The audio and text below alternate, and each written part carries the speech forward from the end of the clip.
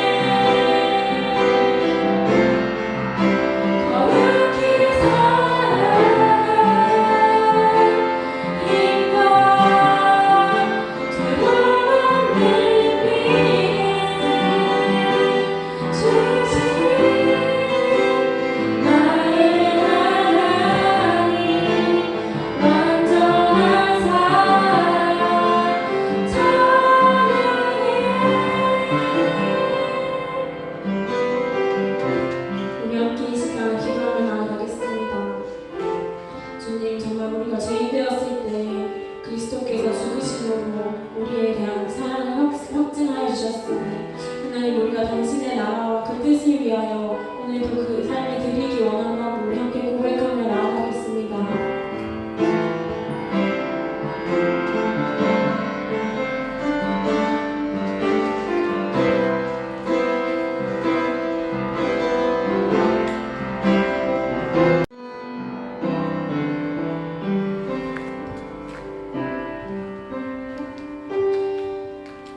하나님 아버지, 감사합니다. 오늘도 저희들 어려운 상황 속에서도 건강한 모습으로 만나게 하시고 불러주셔서 감사합니다.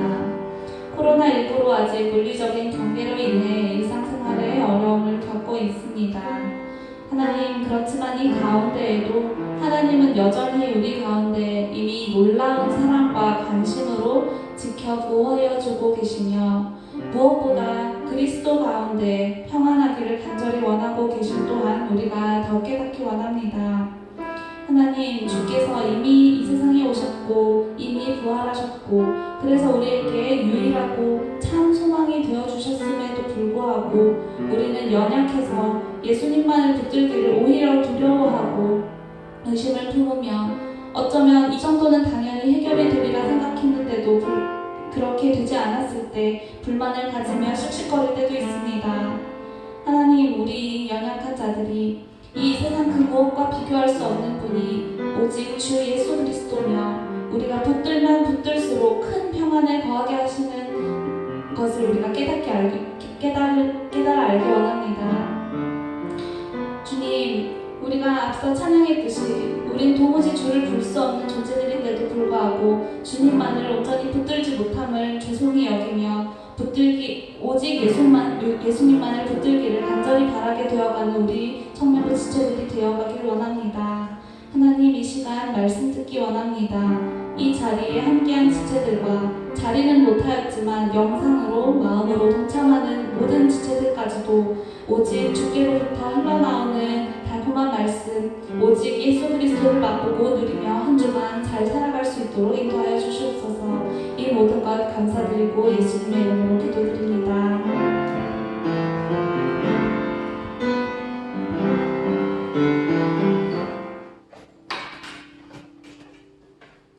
신앙 고백으로 찾으시므로 우리가 믿는 하나님 나의 믿음의 내용을 신앙 고백하겠습니다. 나는 전능하신 아버지 하나님 천지의 창조주를 믿습니다. 나는 그의 유일하신 아들 우리 주 예수 그리스도를 믿습니다. 그는 성령으로 잉태되어 동정녀 마리아에게 산하시고 본디오 빌라도에게 고난을 받아 십자가에 못 박혀 죽으시고 장사된 지 4일 만에 죽은 자 가운데서 다시 살아나셨으며 하늘에 오르시어 전능하신 아버지 하나님 우편에 앉아 계시다가 거기로부터 살아있는 자와 죽은 자를 심판하러 오십니다. 나는 성령을 믿으며 거룩한 공교회와 성도의 교제와 죄를 용서받는 것과 몸의 부활과 영생을 믿습니다. 아멘. 네, 오늘도 지난주에 이어서 우리 하이델베르크 유리문답을 계속 한번 살펴보려고 하는데요.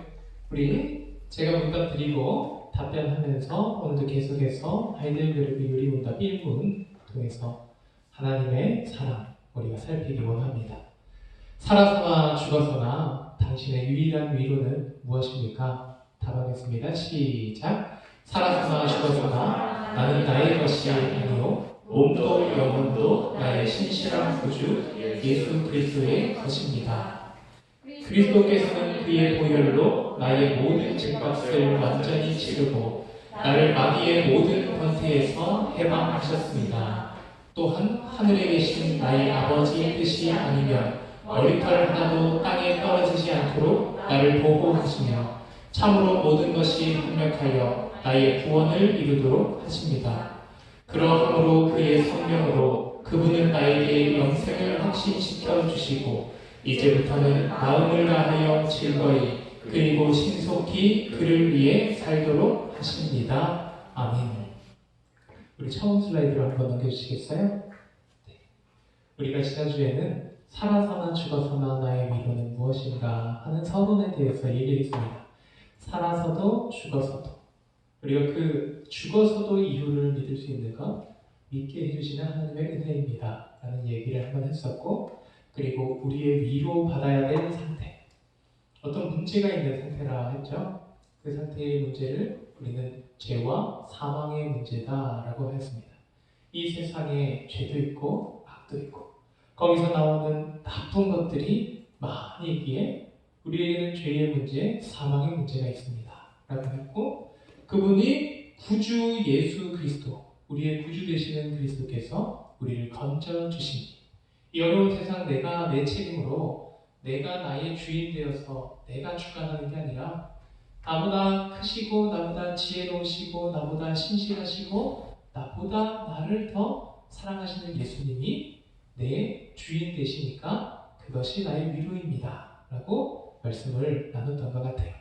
우리 계속해서 이 두 번째 부분을 나눠보고 싶은데요. 그리스도께서는 그의 보혈로 나의 모든 죄값을 지르고 나를 마귀의 모든 권세에서 해방하셨습니다. 라는 부분입니다.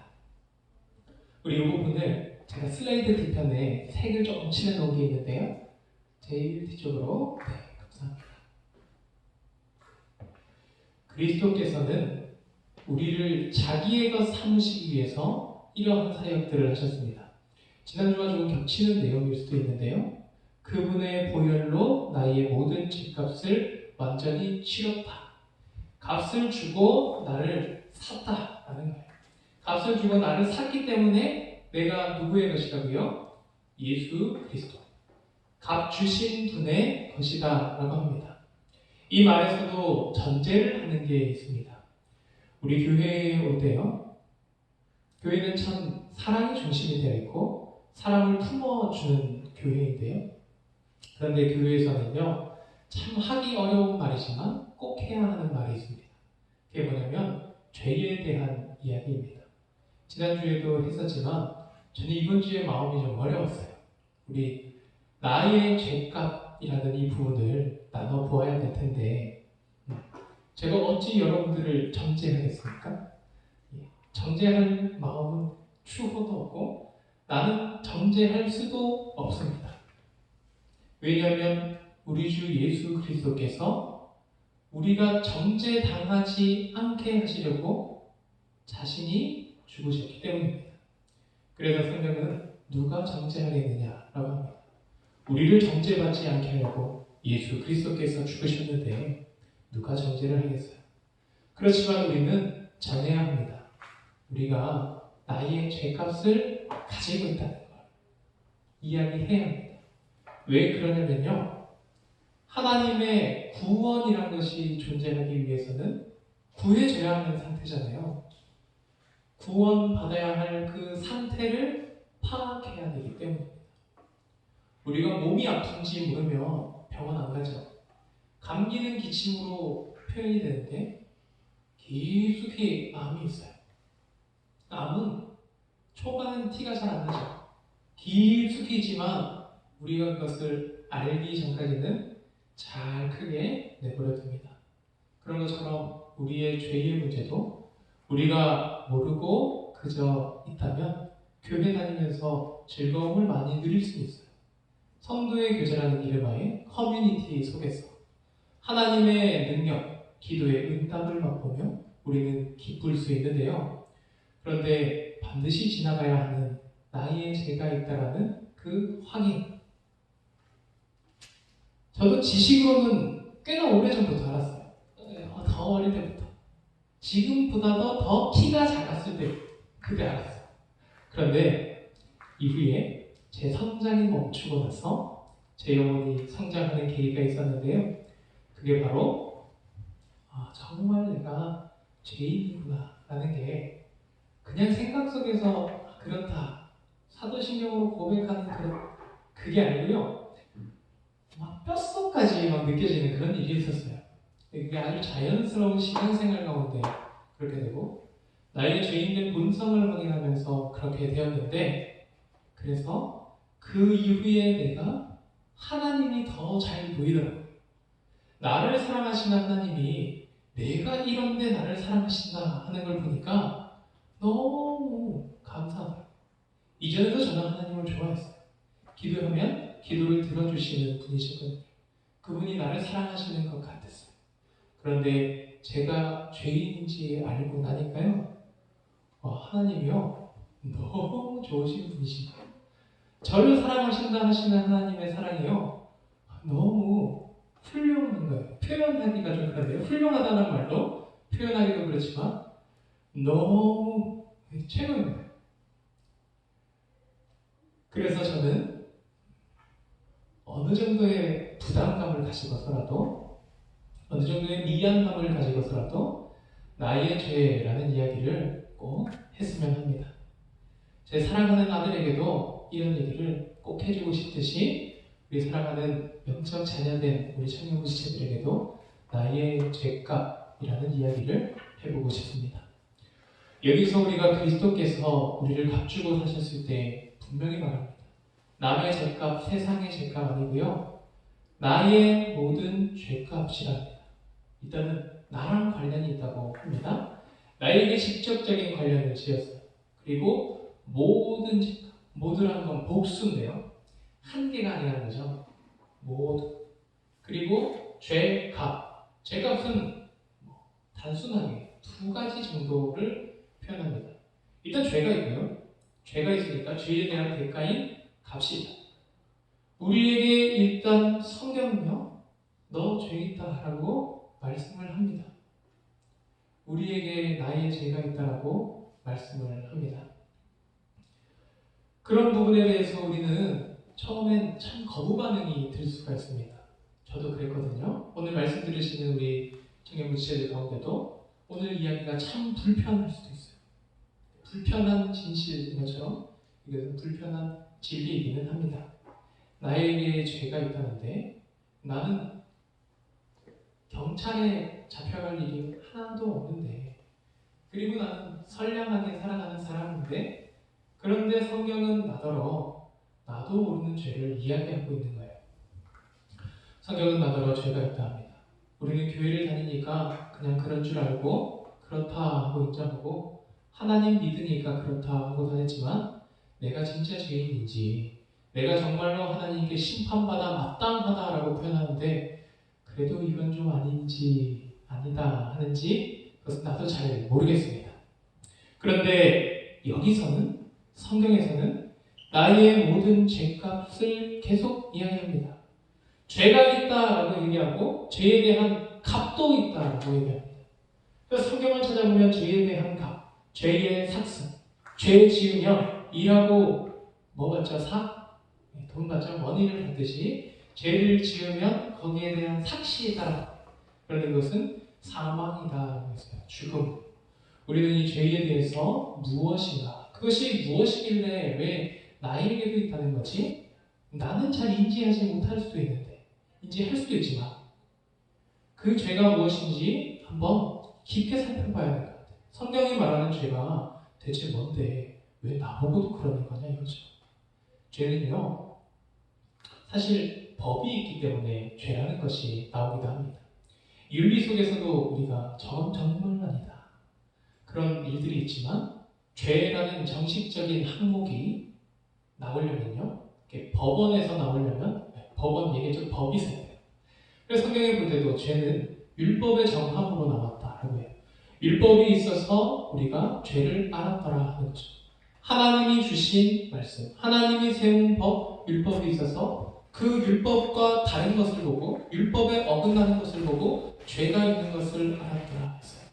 그런데 율법이 나오기 전부터 무엇이 있었죠? 죄는 이전에도 있었어요.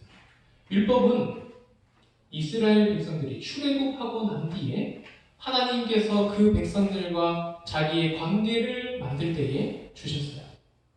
율법 주실 때 하나님이 어떤 상황 가운데 십계명으로부터 모든 율법을 주셨죠. 나는 너의 하나님이 되고 너는 내 백성이 되리라. 서로 관계를 만들 때 그 법을 주셨어요. 하나님의 권세 안으로 들어갈 때 그 율법을 주신 거죠. 하나님이 다스리는 나라에 하나님이 그 나라 법을 주셨어요. 그런데 율법은 꼭 사람을 다스리고 힘들게 하려고 만들어진 그런 장치가 아닙니다. 우리 대한민국 헌법이 있는 것처럼 그 목적이랑 좀 다릅니다.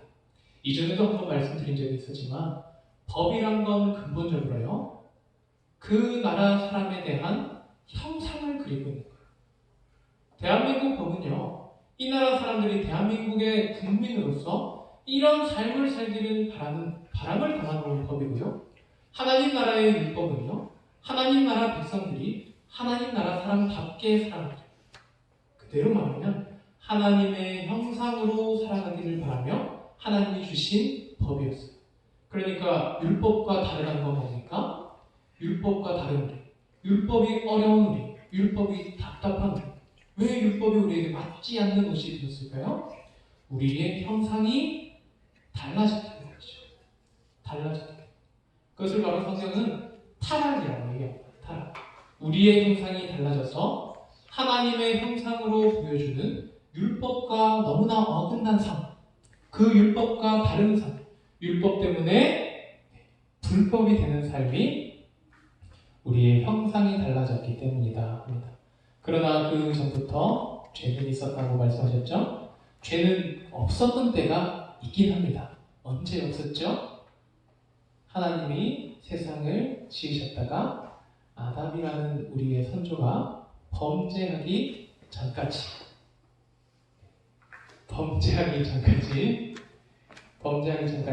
죄가 없는 때가 있었어요. 그런데 그때도 법은 사실 있었습니다. 딱 하나의 법이 있었어요. 사실 그때는요, 제가 말씀 묵상하기로는요, 아담은 법이 필요 없는 사람이었어요. 왜 그럴까요? 하나님의 형상이었거든요. 하나님이 지으신 하나님의 형상으로서 하나님이 보시기엔 천지 만물들을 하나님과 같이 다스릴 줄 아는 사람이었어요. 아담은 하나님이 율법이라는 것을 쫙 적어서 어떻게 해야 된다, 핵심적으로는 하나님 사랑, 나 사랑하는 거랑 이웃 사랑, 너의 사람들, 그리고 네가 담당한 천지 만물들, 그 동식물들을 사랑하는 거야 라고 말씀해 주실 필요가 없었던 거예요. 그걸 법으로 정할 필요가 없었다고 생각합니다. 왜냐하면 율법이 그리는 것은 하나님 형상답게 그 형상으로 살아가게 하려고 법을 그려주신 건데, 그는 이미 그 형상이에요. 그러면 단 하나가 필요합니다. 무엇이냐면 그것은 질서예요. 여러분들 이 표현 한번 따라해볼까요? 질서. 하나님이 천지를 창조하실 때 보면요, 너무나 참 맞는 것들이 있어요. 그게 바로 질서죠. 우리는 자연이라고 부릅니다. 스스로 운행하기 때문에.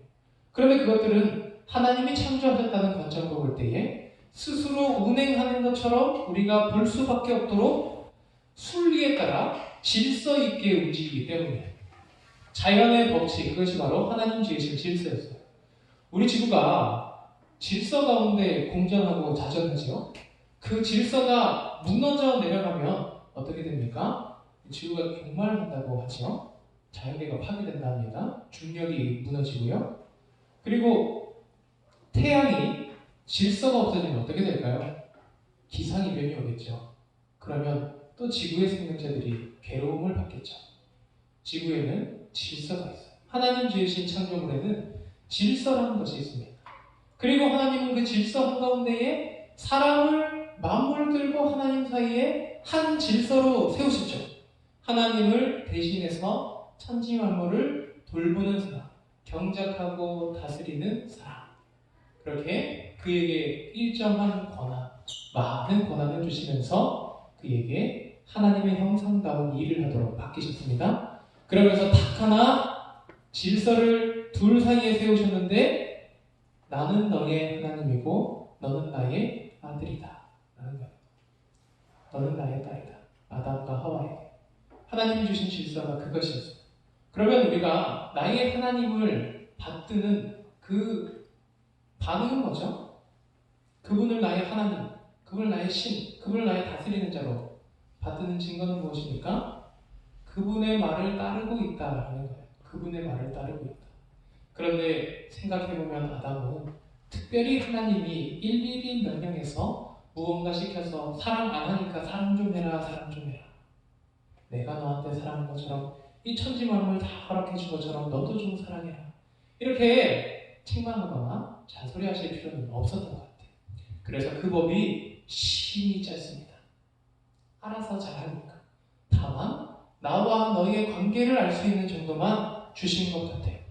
그래서 딱 하나님 말씀 듣는 걸로 하나님을 존중하는지, 하나님 말씀 듣는 걸로 하나님을 믿고 있는지, 하나님 말씀 순종하는 걸로 하나님을 나의 다스리는 자로 인정하며 살고 있는지, 그냥 그 관계의 질서만 하나님이 세우신 겁니다.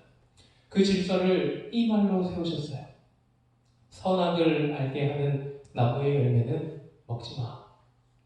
선악을 알게 하는 나무의 열매는 먹지 마. 이게 사실 그다지 어려운 명령입니까? 하나님이 주셨던 그 당시의 명령은 저는 어찌 보면 너무나 위트 있는 말씀이었던 것 같아요. 굳이 무엇을 시킬 필요 없는 존재에게 하나님과 자신과의 질서만을 기억하게 하기 위해서. 아담이 선악과 보면 무슨 생각할까요? 아 그래, 하나님이 저거 먹지 말라 하셨어.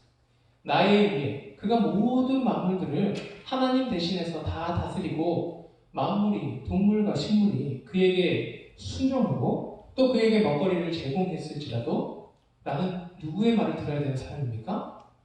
하나님 말을 들어야 되는 사람이란 걸 그 나무 한 그릇 보면서 생각할 수 있었던 겁니다. 나와 하나님과의 관계를 지어주는 나무, 그 법이 딱 하나 있었던 처음의 법이었습니다. 질서. 그런데 그 질서가 무너집니다. 하나님은 그 위트 있는 말씀을 하시면서도 분명한 경고를 주셨습니다. 내가 먹는 날에는 반드시 죽으리라. 우리가 이 법을 주신 하나님에게 어떤 부담성을 찾을 수 있을까요? 모든 것 다 주시고 나와 너 사이에 질서라는 것을 주실 때 네가 나를 하나님으로 여기지 않으면, 우리 10계명 첫 계명 있죠? 너는 나 외에 다른 신을 두지 말지니라. 아담의 때에는 이 말이 필요가 없는 때예요. 왜죠? 다른 신이 있습니까? 아담이 다른 신을 찾습니까? 아담은 분명히 하나님을 보고 하나님과 교제하며 살아가던 존재입니다. 다른 신을 찾을 근거가 없었던 사람이에요. 다른 신이라는 단어 자체가 없어요. 그때는. 그러니 하나님만 하나님으로 섬기고 살면 되는데 그 10계명에서 주신 그 율법들처럼 너무나 중요한 그것을 주시면서 내가 먹는 날에, 나를 떠나는 그날에, 내 말을 어기는 그날에, 나를 믿지 않는 그때에 정령 죽으리라 하신 하나님의 말씀은 부당한 법과 부당한 권세는 아니다 라고 우리는 생각할 수 있습니다. 그런데 결국은 어떻게 되었습니까? 결국은 먹었어요. 먹는 과정을 일전에 한번 말씀드린 적이 있었는데, 하나님 아닌 다른 존재가 사람에게 이야기를 하지요. 하나님이 저거 어떻게 하라 하셨니? 저거 먹지 말래. 아니야. 그랬죠. 아니야. 먹어도 괜찮아. 우리에게 두 가지 프레임이 딱 생긴 거예요. 먹어도 괜찮아. 먹지 마. 내가 믿어야 할 존재로 주셨던 나의 질서 하나님. 어디서 왔는지, 평소에 어떤 친분이 있었는지 전혀 알 수 없었지만 하나님 말 틀렸어. 괜찮아. 먹어도 돼. 너 먹으면 하나님처럼 된다 하며 굉장히 달콤한 제안을 하는 너가 하나님처럼 될 거야 하는 건 뭔가 더 큰 행복을 얘기하는 것 같아요. 더 큰 행복. 우리가 세상 살면서 많이 쫓는 게 있죠? 더 큰 행복. 우리에서만 행복하고 싶어요. 그런 걸 얘기하는 것 같아요. 나 더 행복하고 싶어. 더 하고 싶어. 너가 하나님처럼 될 거야. 하나님 말 아니야. 네가 하나님처럼 될까봐 그렇게 한 거야. 이게 말이 좀 그렇죠? 하나님 좀 이상한 분이 된 것 같죠? 그런데 그 말을 들으면 어떻게 해야 됩니까? 나의 하나님을 우리는 지켰어야 하지 않을까요? 너 쓸데없는 소리 하지 마. 하나님 그런 분 아니야. 하나님 그런 분 아니야. 내가 아는 하나님은 그런 분 아니야. 이런 대답을 했더라면 더 좋지 않았을까 하는 생각을 혼자 한번 해봅니다. 그러나 어떻게 했죠? 고민했죠. 생각했죠. 생각하면 할수록 바랐죠. 그리고 선택했죠. 하나님 틀렸을 거야. 먹어도 괜찮을 거야. 처음 문제는요, 어쩌면 참 사소한 것처럼 보일 수 있지만 아주 큰 문제입니다. 큰 틀의 문제였어요. 하나님을 거짓말하는 하나님으로 만들어 버린 것. 하나님을 믿지 않고 다른 자의 판단을 믿은 것. 누가 판단했습니까? 사탄이 정보를 줬어요. 그러나 거짓 정보였습니다. 그것이 거짓인지 진실인지 판단하는 자는 누구였죠? 자신이었어요. 자신. 그래서 이제는요, 나의 판단자, 내가 살아가는 이 세상의 판단자, 주관자가 바뀌었습니다. 하나님에서 나로 바뀐 거예요. 선악과를 먹어버린 그것은요, 내가 판단하기 시작한 거예요. 누구의 말씀을요? 하나님 말씀을. 하나님 말씀 우리가 굳이 판단할 필요가 있는 말씀일까요? 하나님을 안다면, 하나님을 믿는다면 그분은 내게 좋은 것 주시고 그분은 반드시 진실하고 그분은 신실하신데 우리가 그 말이 맞는지 틀린지 걸러서 들어야 됩니까? 판단할 항목이 아닙니다. 그러나 사람이 판단했습니다. 아닐 거예요. 괜찮을 거예요. 그리고 선택했죠. 나의 판단을. 거짓 참고를 선택했어요.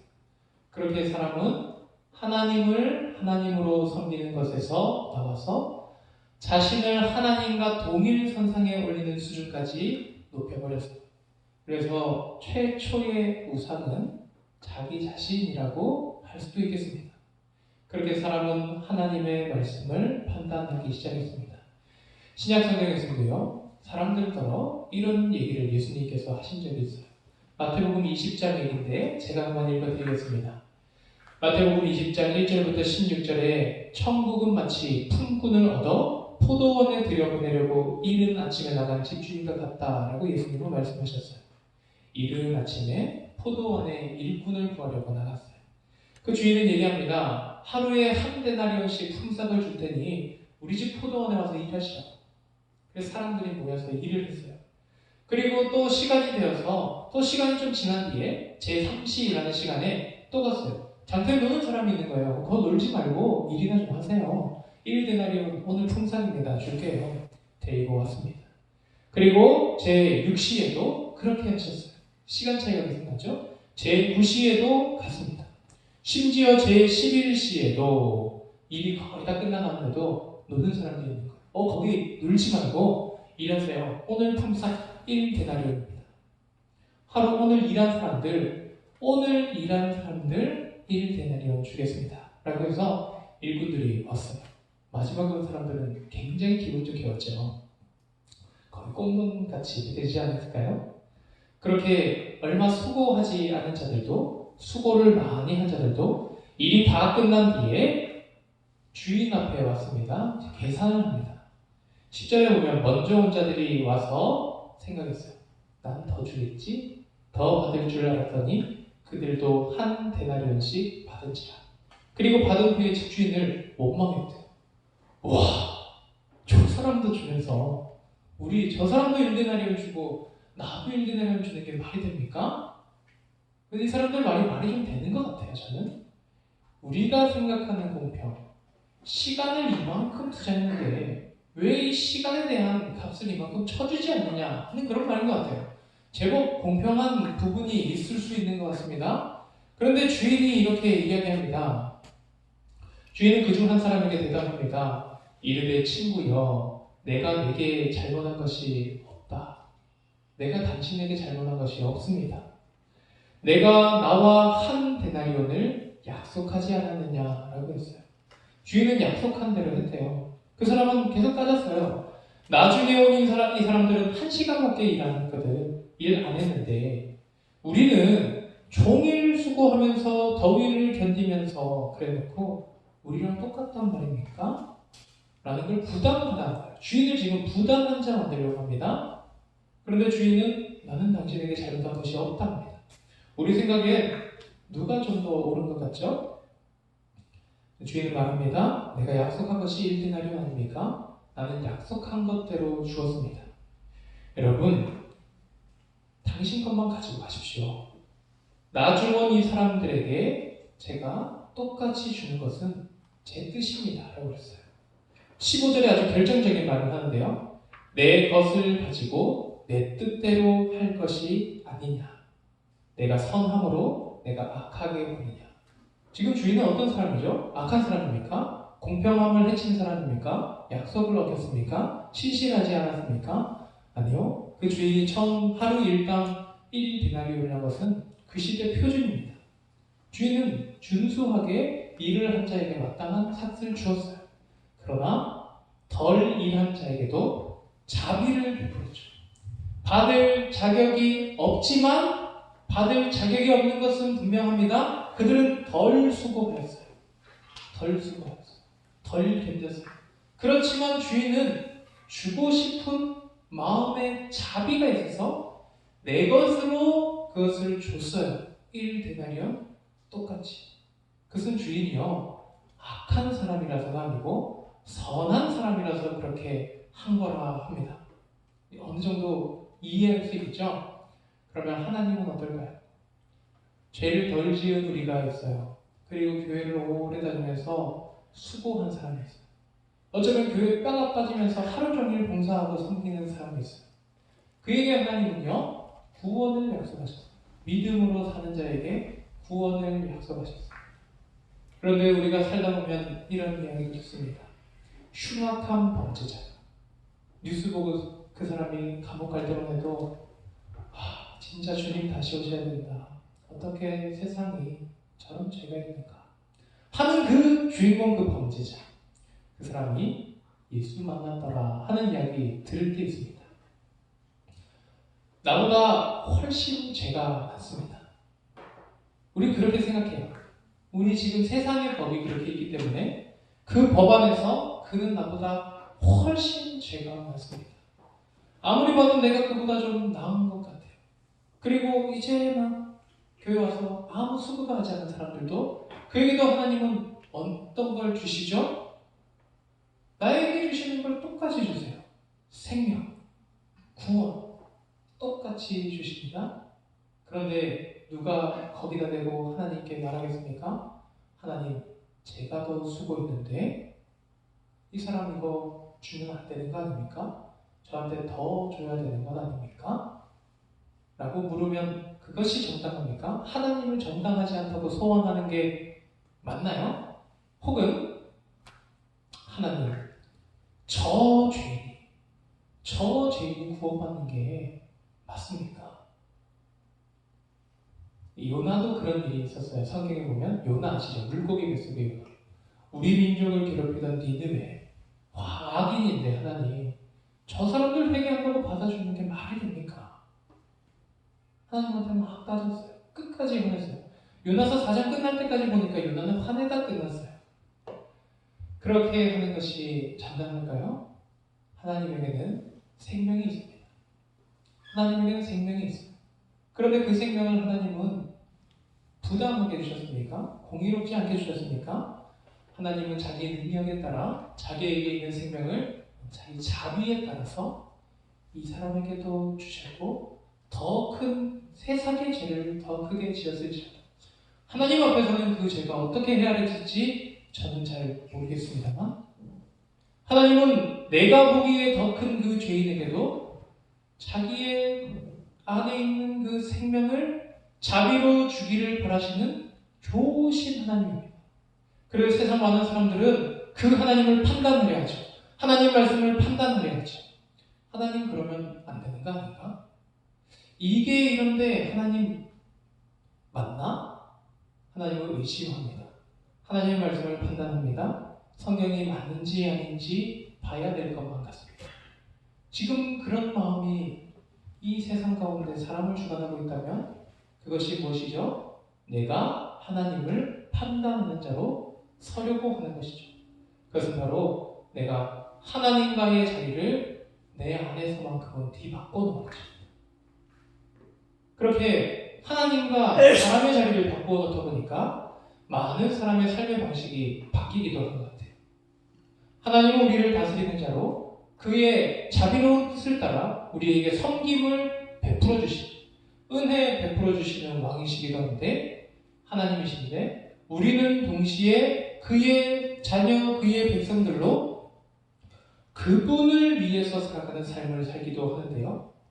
많은 사람들이요, 하나님을 위해서 교회를 다니는 사람이 은근이라기보다는 생각보다 많지 않을 수도 있어요. 하나님을 위해서 사는 사람. 꽤나 많은 사람들이 하나님이 나를 위해서 일해주기를 바라서 하나님에게 좀 서비스를 받고 싶은 마음에 교회의 문턱을 넘는 사람들도 많이 있습니다. 물론 그것은 신앙의 시작으로서 좋은 시작입니다만 그것이 끝까지 간다면 문제가 되는 거죠. 왜죠? 주인과 종의 자리가 뒤바뀝니다. 하나님을 위해 사는 것은 영 관심이 없고 하나님이 나를 위해 주지 않는 것 같으면 영 마음이 불편하고 내가 이렇게 했는데 하나님이 반응이 없으니까 기부했는데 테이크가 없으니까 하나님이 있는 거 맞나? 라는 판단하는 자리에 가게 되고 그것들이 많은 사람들의 마음이기도 합니다. 이 말들로 우리의 죄를 다 담을 수는 없지만 우리는 그렇게 하나님과 자신의 자리를 바꾸어 놓는 일들을 하고는 합니다. 그렇게 자기를 중심으로 세상을 구성하고 자기를 중심으로 판단하고 자기를 중심으로 위하는 것이 죄악이 낳아버린 타락한 우리의 형상입니다. 나누어 주기보다 내가 얻는 것을 더 기뻐하는 삶의 방식. 그런 것이 타락한 하나님의 형상이라는 거죠. 그래서 세상은 하나님의 형상과 달라져 버린 하나님을 나의 하나님 아니고 나의 서비스맨처럼 이용하고 싶어하는 세상대로 죄가 있다라고 말씀을 하는 것 같습니다. 그렇게 우리에게는 그 밖에 또 내가 남이 봐도 알고 남에게 보여주기 부끄러운 죄들이 있다면 그런 모든 죄들이 내게는 문제가 됩니다. 죄의 삭시 사망이라고 했기 때문에 어떻게 되죠? 반드시 죽을 수밖에 없습니다. 우리는 아까 마태복음 20장 얘기를 하면서 하나님의 공평에 대해 얘기하고 있어요. 하나님의 공평, 하나님의 공의. 공평하게 반드시 값이 치러져야 됩니다. 하나님 이거 공평한 거 맞습니까? 하나님 안 공평하신 거 아닙니까? 판단하려고 쓰잖아요. 그런데 하나님은요, 진실로 공평하신 분이에요. 공의로우신 분이십니다. 절대 불법을 행하지 않으세요. 자기가 법을 짓고 그 법을 완전히 준수하시는 거죠. 그래서 우리의 죄를 사하실 때에 말로만 하지 않으셨습니다. 왜죠? 죄의 값은 사망이다. 내가 먹는 날에는 하나님을 섬기지 않고 떠나는 그날 반드시 죽으리라 하신 게 하나님의 법이었기 때문에 하나님이 주신 질서이기 때문에 그 질서가 깨트린 것에 대한 값을 반드시 하나님은 주셔야만 하는 거예요. 그게 바로 공의를 이루는 겁니다. 벌을 주는 게 정의로운 거잖아요. 그래서 하나님은 벌 주시는데 벌 줄 대상을 보니까 너무 불쌍한 거예요. 모든 아담들, 모든 사람들이 하나님은 너무 불쌍하시다. 사랑하는 마음 가운데 불쌍하셔서 그들의 죽게 하지 아니하시고 다른 이가 대신 죽음으로 하나님의 공의는 만족하게 하시고요. 하나님의 공의는 모두 만족하게 하시고 죽음을 받았어야 할 죄인들에게는 생명을 주시는 영원한 생명을 얹어주시는 자비를 베풀어 주십니다. 그렇게 우리의 모든 죄가 요구하는 우리의 죽음, 그 죽음을 그리스도께서 그의 보혈로 완전히 치르셨다라고 오늘 요리문답은 요약을 하고 있습니다. 사랑하는 우리 청년부지체 여러분, 다음 주에도 계속 이 구절을 살펴보고자 하는데 오늘은 정리를 하겠습니다. 우리에게도 하나님 앞에서는 비교할 수 없는 무엇인가가 있습니다. 분명히 있습니다. 저는 여러분들을 볼 때 너무 좋고 선한 사람이라 알고 있습니다만 하나님이 보고 또 내가 볼 때에 우리가 무죄한 사람이 아닌 것은 어쩔 수 없는 진리입니다. 그래서 저는 여러분들에게 권합니다. 나의 죄를 잘 살필 수 있으면 좋겠어요. 그런데 우리가 그냥 이 세상을 살아가는 그 윤리의식으로는요, 나의 죄를 살필 수가 없어요. 왜냐하면 우리 기준이 이 세상 정도로 바뀌었기 때문이에요. 하나님이 만드신 그 법을 봐야 됩니다. 하나님의 시선으로, 하나님의 관점으로. 왜냐하면 창조하신 하나님이 지으신 법의 관점은 다르기 때문이죠.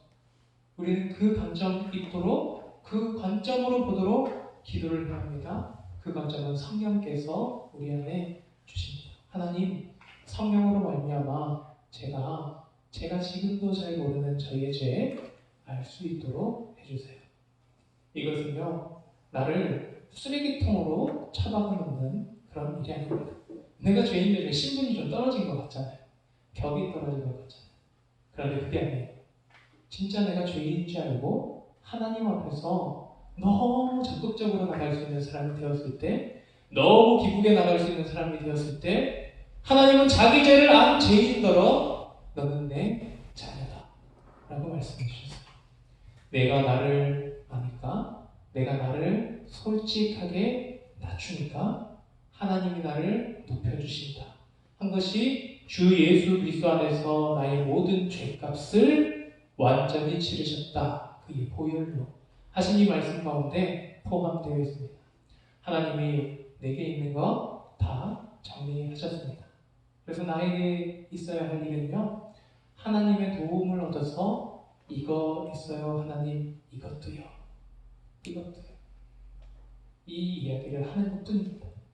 사랑하는 우리 청년지체 여러분, 우리 청년지체 여러분들에게도 성령 안에서 나의 죄를 만나고, 그런 나를 사랑해 주신 하나님도 만나서 죄 때문에 괴로워하는 순간을 지나 하나님 때문에 영원토록 기뻐하는 그 영생, 지금도 누려가시는 우리 청년지체들 되길 바랍니다. 우리 오늘 함께 그의 생각이란 찬양 함께 하겠습니다.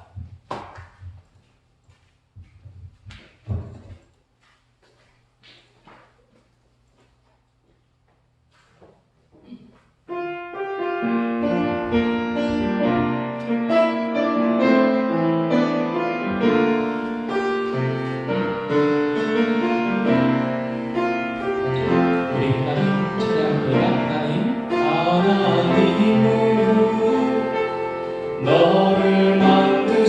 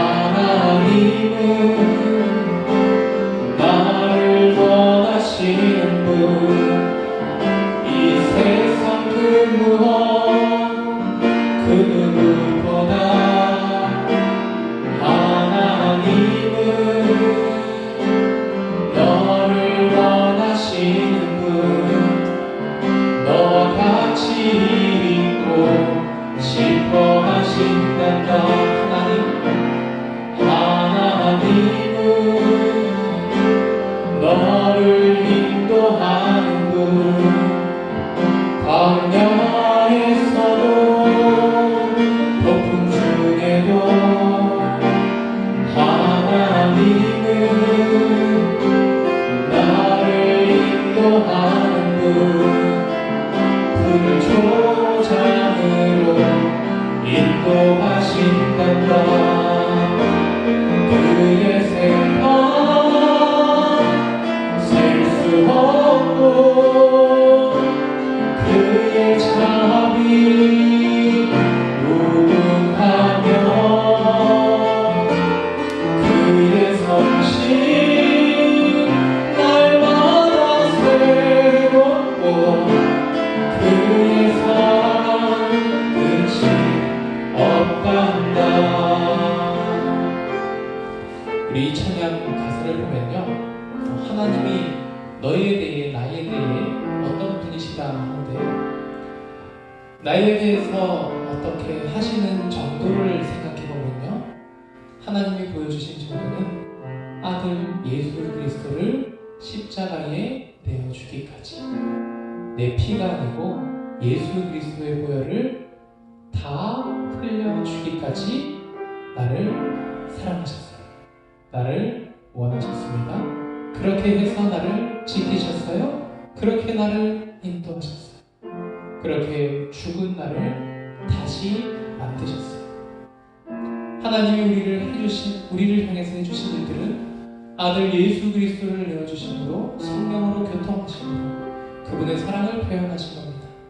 그런데 반대편에서 그것을 받은 너, 그럼 우리는 어떤 존재로 그 사랑을 받는 존재였죠? 성경이 말하는 원리 그대로 따라가고, 나는 그 사랑을 받기에는 너무나 부적절한 사람이었던 거예요. 하나님은 죄인이었던 나를 원하시고, 하나님은 죄인된 나를 지키시고, 하나님은 죄인된 나를 인도하여 빼어내십니다. 죄인된 나를 의인으로 만들어 주십니다. 우리가 이런 관념을 가지고요, 나를 알고 하나님을 알고 하나님이 나를 어떻게 어느 정도로 되겠는지 알고 이 찬양을 다시 한번 불러보기 원합니다. 우리 이번에는 나라는 가사를 넣어서 같이 하나님 사랑, 하나님 자비 노래하겠습니다.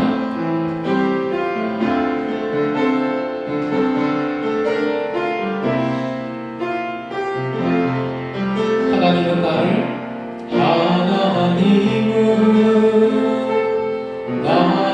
만드신 분, 나를 가장 많이 알고 계시며 내 죄악 다 아시지만, 하나님은 나를 만드신 분, 예수 그리스도를 통해 너를 가장 깊이 이해하신단다. 하나님은 대신 십자가 지시고 나를 지키시는 분, 아들을 내주시기까지 포기하지 않으며, 하나님은 나를 지키시는 분, 나를 쉬지 않고 지켜보신단다. 그의 생각 셀 수 없고 그의 자비 무궁하며 그의 성실 날마다 새롭고 그의 사랑 끝이 없단다.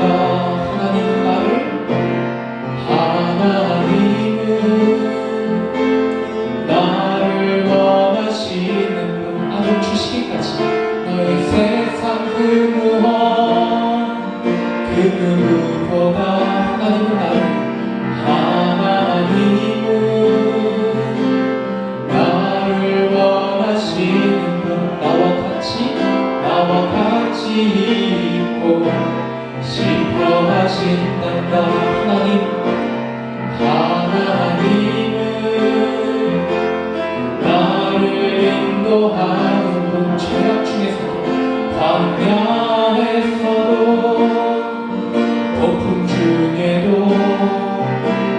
하나님은 나를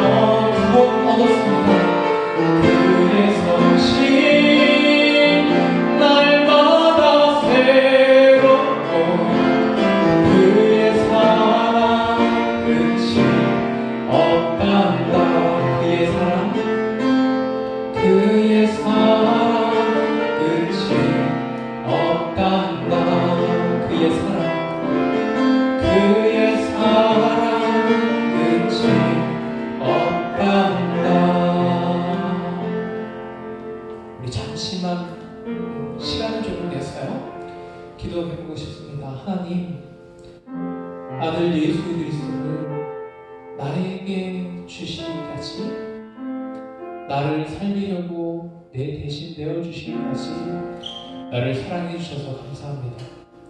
그 사랑받던 나를 바라봅니다. 하나님은 나를 가장 잘 아신다고 하셨는데 하나님 보신 저는 어땠습니까? 제가 보는 저는 이렇습니다. 성경의 도우심을 받아 제가 보는 저는 이렇습니다. 그런데 하나님이 보시는 저는 어땠습니까?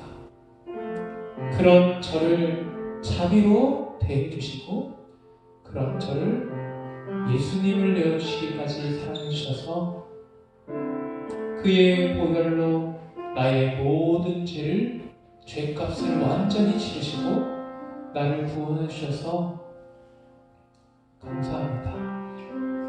하나님 감사합니다.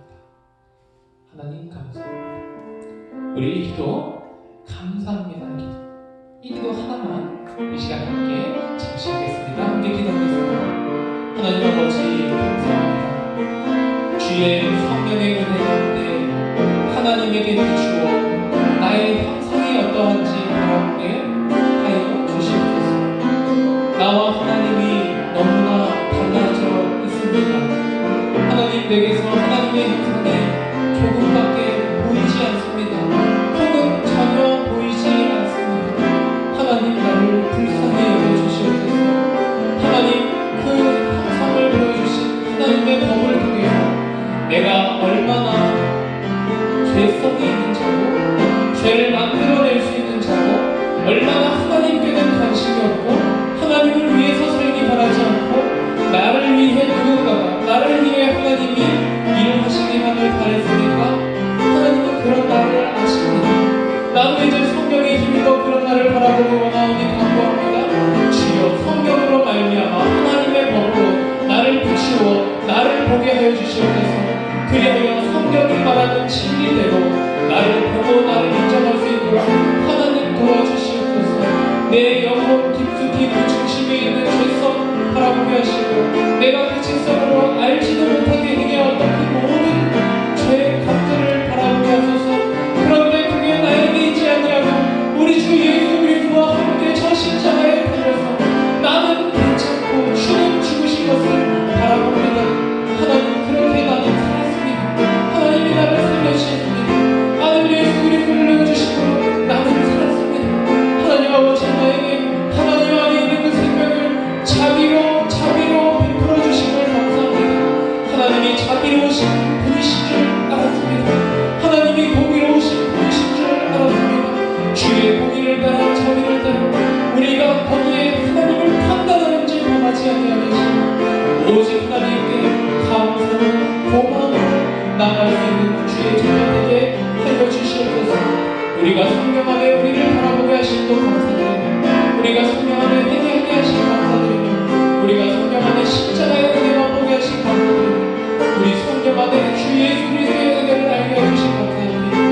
하나님의 사랑으로 예수 그리스도의 은혜를 성경에 나타나신 구원받고 그 구원 누리는 자들의 하심을 감사드립니다. 오직 주께 감사와 모든 영광 돌리는 저희들 되게 하여 주시옵소서. 이제는 속히 기쁘게 주를 위해 살게 하여 주시옵소서. 우리 주 예수 그리스도의 이름으로 기도합니다. 아멘. 하나님의 복을 받습니다. 주 예수 그리스도의 은혜와 하나님의 사랑과 성령의 교통하심이 너희 무리와 영원토록 함께 있을지어다. 아멘.